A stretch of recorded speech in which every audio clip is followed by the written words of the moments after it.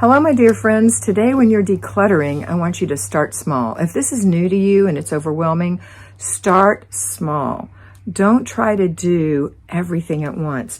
Declutter the size of a banker's box. If you don't know what that is, it's a smallish box. And set your timer for 15 minutes. Don't say, I'm going to declutter this whole room. That's way overwhelming. Even if you think you're going to declutter this whole room in 15 minutes, it's still overwhelming. Start small.